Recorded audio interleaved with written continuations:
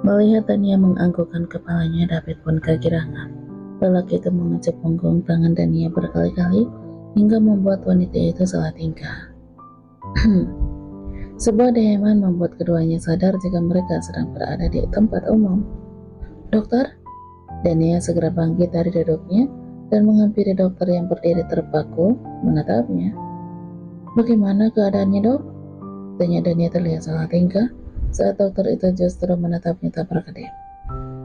Kamu Dania kan? Ucap dokter itu malah balik bertanya. Dania teranya. Dia pun menatap dokter yang ada di hadapannya itu. Adi? Bekik Dania setelah berhasil mengenali dokter yang ada di hadapannya itu. Dokter itu pun tersenyum dan langsung memeluk Dania. Sudah lama sekali kita tidak bertemu. Sejak aku pindah ke negara ini. Ucap dokter yang bernama Adi itu sambil terus memeluk Dania. Dania merasa canggung dengan perlakuan Adi yang menurutnya sangat berlebihan.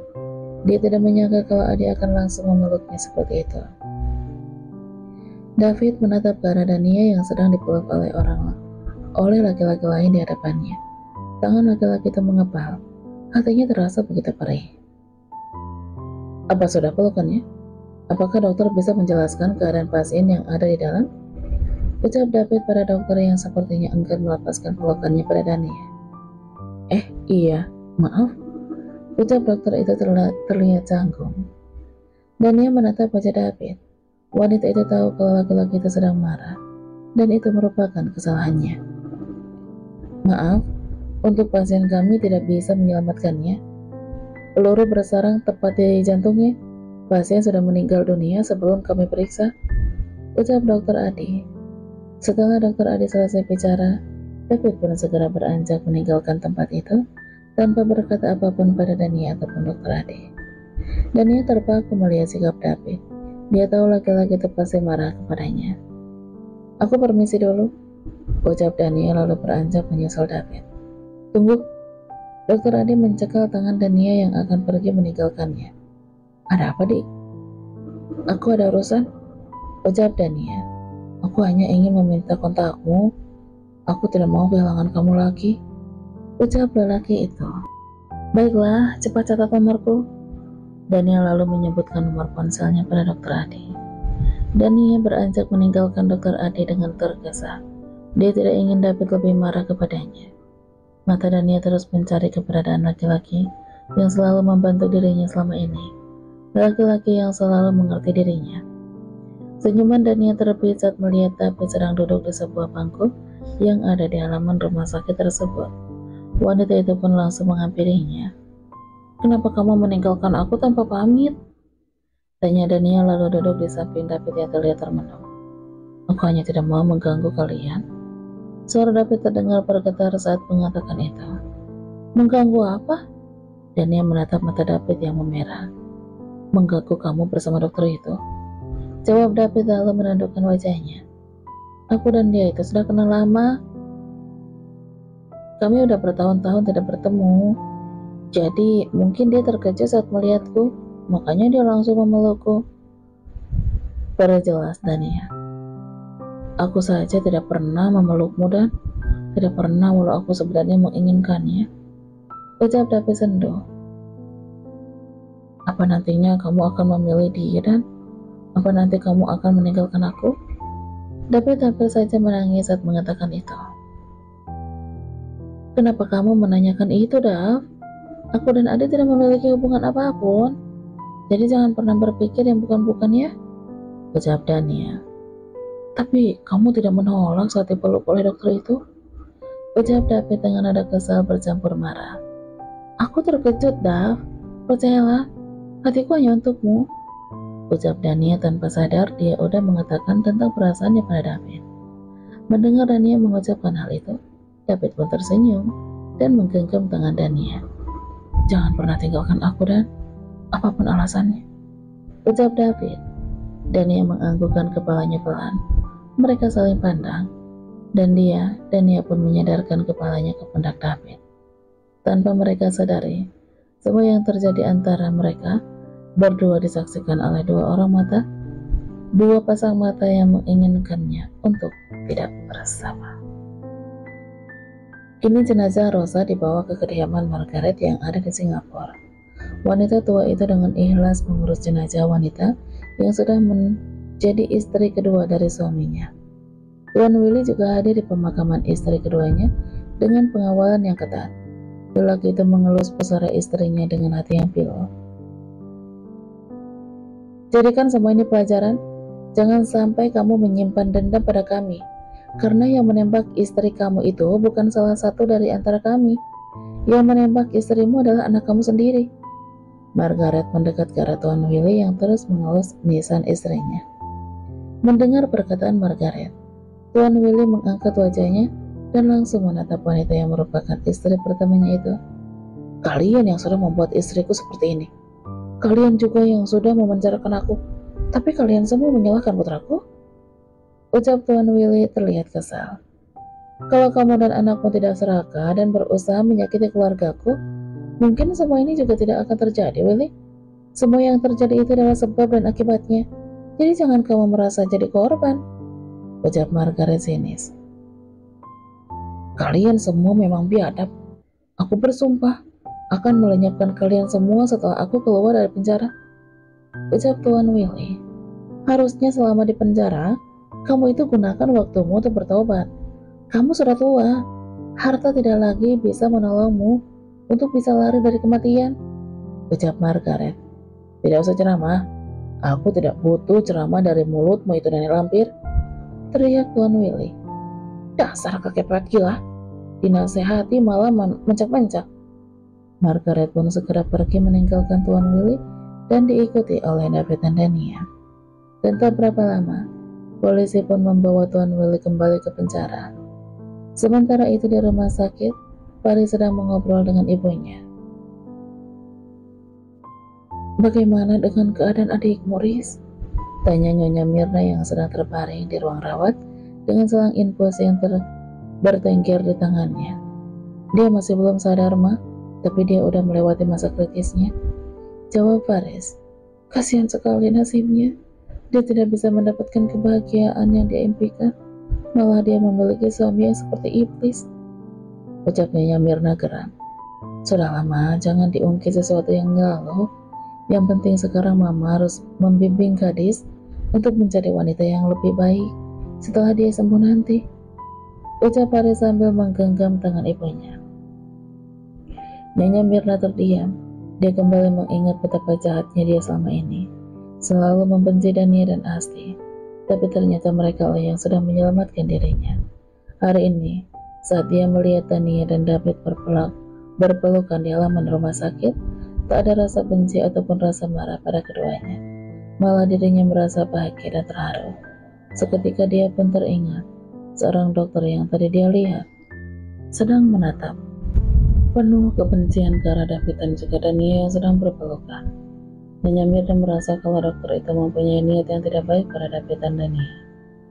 Riz, sepertinya ada orang yang tidak suka pada hubungan Dania dan David. Tadi ibu tidak sengaja melihat dia menatap Dania dan David yang sedang berdua di halaman rumah sakit. Ucap Nyonya Mirna. Siapa, Ma? Faris terlihat mengerutkan keningnya saat mendengar apa yang diucapkan oleh ibunya tersebut. Mama tidak tahu, tapi dia memakai baju dokter. Ucapnya Mirna. Dokter? Tanya Faris. Iya, ganteng banget. Tapi sepertinya dia tidak suka melihat Dania dan David bersama. Ucapnya Mirna. Mungkin itu hanya perasaan Mama saja. Mungkin dokter itu sebenarnya melihat ke arah lain, Bu. Bukan ke arah Dania dan David. Ucap Faris Allah. Dia tidak percaya dengan apa yang ibunya katakan. Semoga saja begitu, tapi tetap saja kalian harus berhati-hati. Alex juga belum ditangkap sampai saat ini. Aku yakin dia akan segera kembali menyerang kita. Tentu saja kami akan berhati-hati, tapi sekarang lebih baik kalau Mama segera beristirahat. Aku akan menemui Dania dan juga David. Kami akan pikirkan rencana selanjutnya. Ucap Faris lalu membantu ibunya tiduran dan menyelimuti tubuh ibunya. Faris pergi dulu ya, Bu. Pamit Faris. Nyonya Mirna menganggukkan kepalanya pelan. Dia memandangi punggung putranya yang sedang berjalan keluar dari ruangan tersebut. Faris segera keluar untuk bertemu dengan Dania dan David yang sekarang berada di rumah Margaret. Sepanjang perjalanan, Lelaki itu hanya diam. Dia sedang memikirkan apa yang dikatakan oleh ibunya tadi. Apa benar ada yang tidak mau menyukai hubungan Dania dan David? Faris membunyikan klakson mobilnya saat melihat Dania dan juga David sedang berjalan masuk ke dalam rumah. David dan Dania, Margaret pun segera menoleh ke arah mobil yang baru aja terparkir di halamannya. "Dari mana saja kalian?" tanya Faris. "Dari mana katamu? Pertanyaan macam apa itu? Bukannya kamu sudah tahu kalau hari ini Rosa dimakamkan?" ucap David. "Oh iya ya, maaf aku lupa." Faris terkekeh pelan. "Belum juga tua, kamu sudah pikir aja," ledek David. "Tapi setidaknya aku tidak jomblo sepertimu manusia goa," balas Faris. Siapa yang bilang kalau aku ini jomblo? Aku udah punya calon istri, jangan salah," ucap David sambil menggenggam tangannya dan heran. "Wah, aku ketinggalan gosip ini," ucap Faris. "Dasar, pekerjaan pengacara tapi mulutnya kayak emak-emak," ledek David. Jangan salah, mulut emak-emak itu nggak ada yang nyalahin tahu. Mereka kalau udah ngomel, semua orang pasti diam. Nggak diem, panciping melayang ke kepala, ucap Faris sambil tertawa. "Iya, melayang ke kepalamu," sahut tapi cepat. "Diam, kalian ini berisik sekali. Cuma 2 orang aja udah ngalahin orang se-RT ramenya," omel Margaret. "Ini manusia goan ini, kerjaannya cari gara-gara mulu," ucap Faris. "Kenapa jadi aku yang disalahkan? Aku di sini justru korban." Tapi tidak terima dengan apa yang dikatakan oleh Faris. Dania menatap jengah ke arah 2 sahabat yang selalu berdebat saat bersama itu. Wanita itu masuk ke dalam rumah, tapi ya berapa lama wanita itu membawa sebuah teflon di tangannya. "Kalau kalian masih mau ribut, ini aku kasih senjata. Lanjutkan ributnya. Aku dan ini akan jadi penonton," ucap Daniel lalu menyerahkan teflon yang dia bawa pada David dan juga Faris. "Oh, aku suka keributan," ucap Margaret sambil tertawa. "Kok kamu tega gitu sih sama calon suami? Kalau mukaku kena itu teflon, apa nggak sakit? Hidungku yang mancung bisa jadi pesek sayang," ucap David sambil mengedipkan sebelah matanya pada Daniel. Daniel melebarkan matanya ke arah David saat lelaki itu memanggilnya dengan sebutan sayang. "Wah, ada yang udah sayang-sayangan ini," goda Faris. Kalian berdua emang sama-sama nyebelin," ucap Daniel lalu beranjak meninggalkan tempat itu dan menuju ke arah kamarnya. "Tuh, dia ngambek kan? Makanya jangan ribut aja, bikin kepala nenek pusing aja," ucap Margaret lalu beranjak pergi menyusul Daniel.